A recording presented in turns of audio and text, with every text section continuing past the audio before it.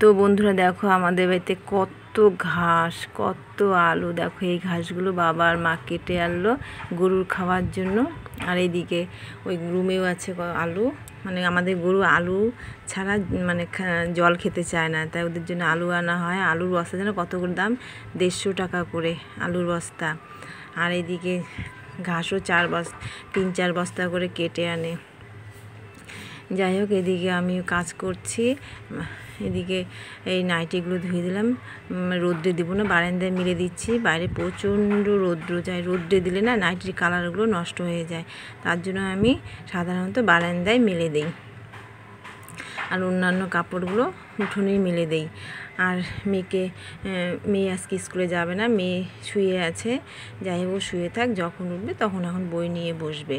তাই তারপর দেখলাম যে মেয়ে উঠেই পড়লো। যাই হোক, উঠে বসে তাই মেয়েকে বললাম, বাবা তুমি টিথ ব্রাশ করে ফেলো তাড়াতাড়ি করে, তারপরে কিছু একটা খেয়ে নাও, তারপরে আমি কাজকর্ম করে তারপরে তোমাকে আমি তুমি যেটা খেতে চাবে সেটাই বানিয়ে দেব।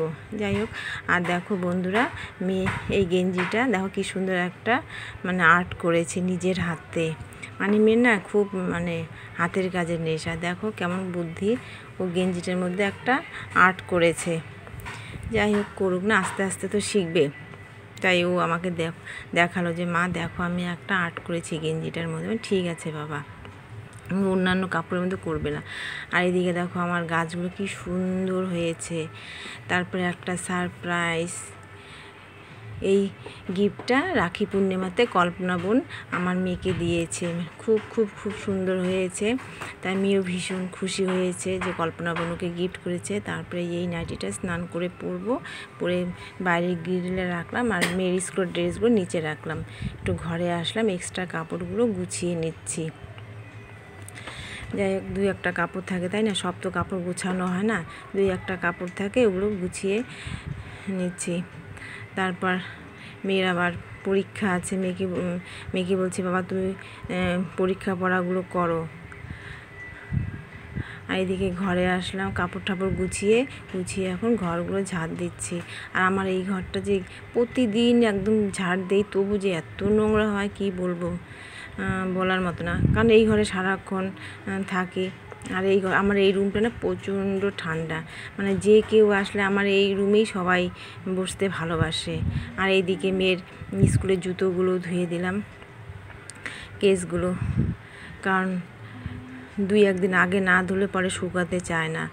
আর এদিকে এসে মাছগুলো ধুয়ে হলুদ লবণ মেখে রাখলাম, আর এইদিকে আটাটাও মেখে রাখলাম, যখন আসবে তখন ফটাফট বানিয়ে দিয়ে দিব। গুড মর্নিং বন্ধুরা, তোমরা সবাই কেমন আছো? আশা করি ভালো আছো, আমরা ভালো আছি। দেখো আজকে খুব মানে রৌদ্র সেই উঠেছে, বলার মতো না। তাই আমার সমস্ত কাজকর্ম শেষ, তোমাদের দেখতেই পেলে। আর এই রুটিটা মানে আটাটা মেখে রাখলাম, এদিকে মাছ ধুয়ে রেখেছি। এখন স্নান টান করে পুজো দিয়ে তারপরে এসে রুটি বানাবো, এদিকে ভাত করব। যাই হোক, সকালের ব্রেকফাস্ট, দুপুরের লাঞ্চ একবারই বানাবো। তো ঠিক আছে, আমি স্নান করে আসি। আশা করি ভিডিওটা ভালো লাগবে। প্লিজ তোমরা কেউ স্কিপ করে দেখো না, তোমরা যারই ভিডিও দেখো না কেন, একজনেরই দেখো, দুজনের ভিডিও দেখো, তোমরা ফুল ভিডিও দেখো, কেমন? আর আমি বলছি না যে আমার ভিডিও দেখবে, তোমরা যারই ভিডিও দেখো না কেন প্লিজ পুরো দেখো, না হলে কিন্তু কোনো দিনও আমাদের কারো ওয়াচ টাইম বাড়বে না। সাবস্ক্রাইব বাড়বে কিন্তু ওয়াচ টাইম কোনো দিনও কারো বাড়বে না। তাই বলছি তোমরা যারই ভিডিও দেখো না কেন ফুল দেখো, কেমন? আর এইদিকে দেখো বন্ধুরা, আমি ঘেমে একদম নাইটি পুরো ভিজে গেছে। আর মেয়েকে বললাম বাবা তুমি এখন বই নিয়ে বসো, আমার কাজে ডিস্টার্ব করো না। যাই হোক, মেয়ে এখন বই নিয়ে বসলো। তারপর আমি স্নান টান করে এখন ঠাকুর ঘরে আসলাম।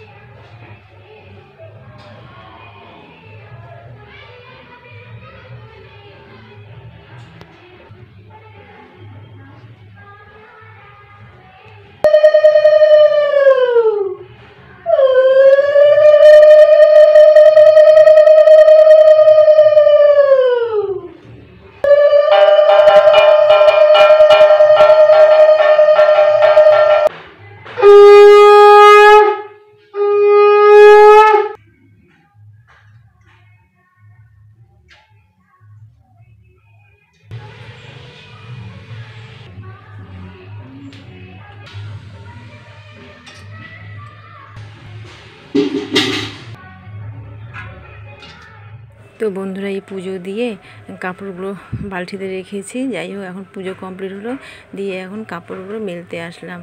এই কাপড়গুলো যাই হোক বারান্দায় দিলাম না, উঠোনে দিলাম, কারণ এগুলো পর্দা না, এগুলো কোনো ব্যাপার না রোদ্রে দিলেও। আর যাই হোক দেখো বন্ধুরা মেয়ে কী সুন্দর করে ভিডিও করছে, তাই না? মানে মেয়ে আমার থেকে খুব ভালো সুন্দর ভিডিও করে। আর এদিকে যা কাপড় মেলা হয়ে গেল, এখন কলের পাড়ে আসলাম পা হাতগুলো ধুতে।